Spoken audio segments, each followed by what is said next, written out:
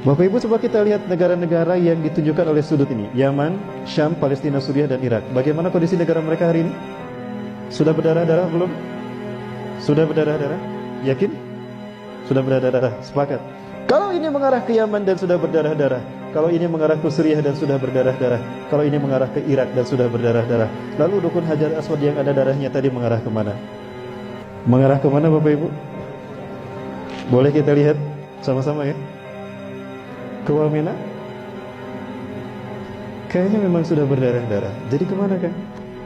Indonesia.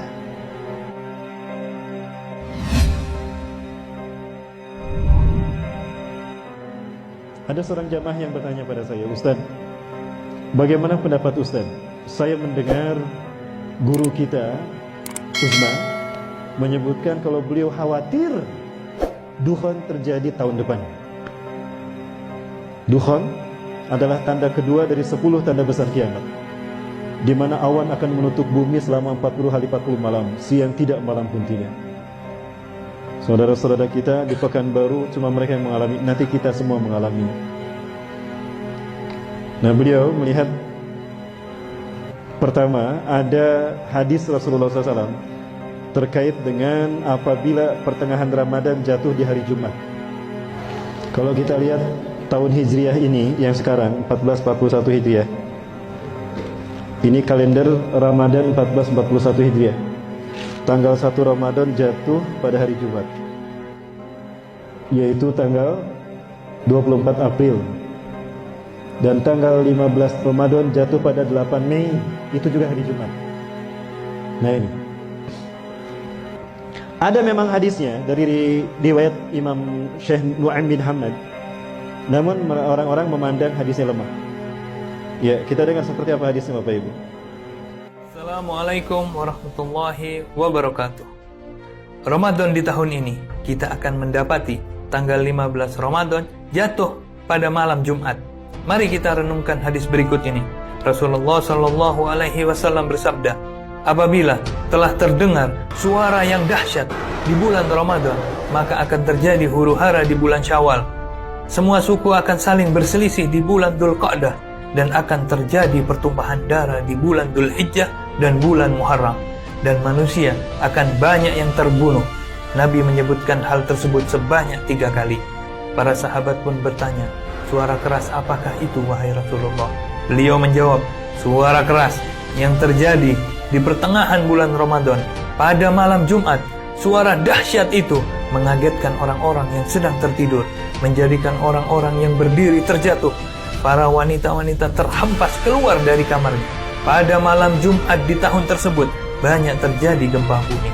Jika kalian telah melaksanakan sholat subuh di hari Jumat pada pertengahan bulan Ramadan tersebut, masuklah kalian ke dalam rumah-rumah kalian, tutuplah pintu-pintunya, tutuplah lubang-lubangnya, lindungi diri kalian dengan selimut, tutuplah telinga kalian. Jika kalian merasakan adanya suara yang dahsyat, maka sujudlah kepada Allah dan ucapkanlah Subhanal Quddus, Subhanal Quddus, Rabbanal Quddus. Barang siapa yang melakukannya, niscaya akan selamat, dan yang tidak melakukannya niscaya akan binasa. Hadis ini diriwayatkan oleh Nu'aim bin Hamad di dalam kitabnya Al-Fitan. Kapankah hal ini akan terjadi? Apakah malam Jumat tanggal 15 Ramadan esok? Wallahu a'lam bissawab. Hanya Allah lah yang maha mengetahui. Ini yang pertama Bapak Ibu sekalian. Memang hadisnya Nu'aim bin Hamad ini dipandang lemah oleh para ahli hadis. Lemah dari sisi pribadi beliau. Namun kalau kita lihat di dalam Sahih Bukhari, ternyata pernah ditemukan oleh Dr. Muhammad Amin Muhammad Jamaluddin dari Timur Tengah, bahwa Imam Bukhari mengambil sanad jalur periwayatan dari Nu'aim bin Hamad. Dari Nu'aim bin Hamad diambil oleh beliau, ditempatkan di kitab Sahihnya. Artinya di mata Imam Bukhari dan paling atas tingkatan validitas hadisnya, doptil hadisnya, itu mengatakan beliau tidak begitu lemah. Artinya ada kemungkinan sahih dari segi pribadi, dari segi sanad. Kedua, apabila hadis dhaif terjadi dalam kehidupan nyata, maka berubah menjadi sahih lidatih. Dan saya khawatir ini terjadi memang tahun depan. Artinya tahun 1441 Hijriah. Dan kalau Bapak Ibu lihat, Imam Mahdi kata Rasulullah akan diutus di saat di musim haji banyak terjadi huru-hara. banjir darah sampai bulan Muharram. Tadi hadisnya menyebutkan. Ya sesuai dengan hadis sahih yang lain, ternyata hadis ini sama. Apabila terdengar suara dahsyat di pertengahan Ramadan, misalnya hari ini hari Kamis, besok Jumat. Nah, maghrib itu udah masuk hari Jumat, itu sudah 15 Ramadan. Ya, maka akan terjadi huru-hara di bulan Syawal. Para umat, para kabilah akan berselisih dan bertikai di bulan Zulqa'dah. Akan terjadi pertumpahan darah di bulan Muharram dan di bulan Zulhijjah dan Muharram. Zulhijjah musim haji. Imam Mahdi akan diutus setelah terjadi banjir darah di Mekah, di sekitar Masjidil Haram dan Ka'bah. Akan terjadi banjir darah. Kenapa? Karena ada 3 putra mahkota yang berkelahi, berperang, berebut kekuasaan setelah meninggalnya seorang raja. Apakah tahun depan Raja Salman akan meninggal jika Imam Mahdi akan diutus tahun depan? Wallahu a'lam bishawab. Bapak Ibu, kita mendengar pengawal pribadi Raja Salman meninggal karena ditembak. Itu oleh temannya, katanya cekcok. Itu kamuflase menurut saya. Berita yang terbaru dan terakhir yang saya dapatkan, itu meninggal karena menghalangi Raja Salman dari upaya pembunuhan. Kenapa diberitakan seperti tadi? Untuk menutupi kebenaran hadis ini. Kalau Raja Salman adalah raja terakhir dari raja Arab yang apabila meninggal akan ada 3 putra mahkota yang berselisih. Itu kata Rasulullah SAW. Yaktatilu salasatun inda kanzikum. Akan ada 3 orang laki-laki berperang di sekitar kanzun kalian, Ka'bah kalian. Artinya Ka'bah nanti akan berdarah-darah, Masjidil Haram akan berdarah-darah. Kulum ibnu khalifatin, 3-3-nya putra mahkota, anak raja. Sama la yasiru ila wahidin minhum, tapi tidak satu pun dari mereka yang berhasil menjadi raja. Kenapa? Karena yang jadi raja adalah Imam Mahdi. Imam Mahdi, kata Rasulullah, diutus di usia 40 tahun. Ada satu hadis yang mungkin Bapak Ibu pernah mendengar, mudah-mudahan mendengar. Bukan hadis ini kejadian nyata. Kejadian nyata dari Ustaz Zulkifli Muhammad Ali. Boleh saya perdengarkan? Ustaz Zulkifli Muhammad Ali, guru kita semua, semoga Allah menjaga beliau. Allahu yahfazuh. Beliau pernah menyampaikan kepada kita apa yang beliau alami. 2015 Ustaz Zulkifli Muhammad Ali menyampaikan kepada kita kalau beliau mendapatkan WA dari seseorang di Madinah. WA ini berisi pernyataan, Ustaz, saya Fulan bin Fulan, saya tinggal di Madinah sudah 20 tahun. Saya belajar ilmu hadis di Madinah. Kemudian saya berteman dengan seseorang yang ciri-cirinya persis seperti disebutkan Ustaz tentang Imam Mahdi, baik ciri-ciri fisik ataupun ciri-ciri akhlaknya. Semuanya Ustaz ada pada orang ini. Mulai dari alisnya yang indah, lurus, mulai dari warna kulitnya yang hitam, orang Arab, mulai dari tubuhnya tubuh orang Israel, mulai dari hidungnya yang mancung, aknal anfu, mulai dari bariqas sanaya, mulai dari giginya depannya yang jarang, sampai ada tali lalat di pipi kanan, sampai ada tanda kenabian di punduknya, dan kedua pahanya kecil, sampai detail seperti itu. Aku melihatnya Ustaz, 20 tahun aku berkenalan, berteman dengannya, bersahabat dengannya, dan dia keturunan Rasulullah SAW. Ulama-ulama di Madinah melindungi orang ini. Dan ulama-ulama Madinah mengatakan pada beliau, Anda ini jangan-jangan Imam Mahdi. Kami ridho kalau Anda memimpin kami sebagai Imam Mahdi. Tapi beliau tawadu mengatakan, Ustaz, lastu mahdiyan ana ihda minal ansar. Persis seperti apa yang Rasulullah sabdakan. Aku bukan Imam Mahdi. Aku satu dari orang-orang Ansor. Itu nanti ketika dia menolak untuk dibaiat.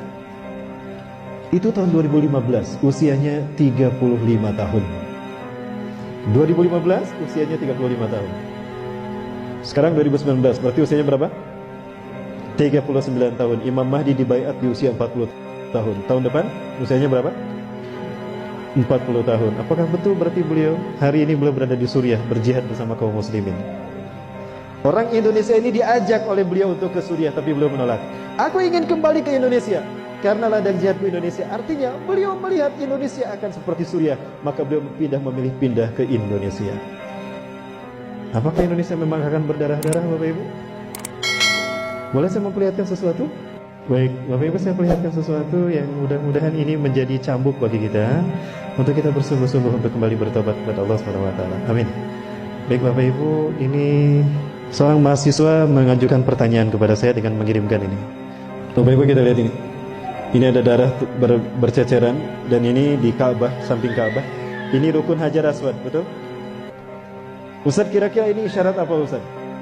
Rasulullah SAW tadi menyebutkan, ciri Imam Mahdi diutus apabila terjadi pertikaian sehingga darah tercecer di mata tempat kita tawaf di sekeliling Ka'bah. Setahu kita, Ka'bah ini berbentuk bujur sangkar, betul? Ini disebut rukun Hajar Aswad karena di sini terdapat Hajar Aswad. Rukun itu artinya tiang atau sudut. Disebut rukun Hajar Aswad karena ada Hajar Aswad di sini. Ini disebut rukun Yamani. Disebut rukun Yamani karena sudutnya mengarah ke Yaman. Yang ini disebut rukun Syami karena mengarah ke Syam, ke Palestina, ke Suriah. Yang ini rukun Iraqi karena mengarah ke Irak. Bapak Ibu, coba kita lihat negara-negara yang ditunjukkan oleh sudut ini. Yaman, Syam, Palestina, Suriah, dan Irak. Bagaimana kondisi negara mereka hari ini? Sudah berdarah-darah belum? Sudah berdarah-darah? Yakin? Sudah berdarah-darah? Sepakat. Kalau ini mengarah ke Yaman dan sudah berdarah-darah, kalau ini mengarah ke Suriah dan sudah berdarah-darah, kalau ini mengarah ke Irak dan sudah berdarah-darah, lalu rukun Hajar Aswad yang ada darahnya tadi mengarah kemana? Mengarah kemana Bapak Ibu? Boleh kita lihat sama-sama ya? Ke Wamena? Kayaknya memang sudah berdarah-darah. Jadi kemana kan? Indonesia. Indonesia. Bapak Ibu, tidak terbayang negara kita akan menjadi tempat terjadinya perang dunia ketiga.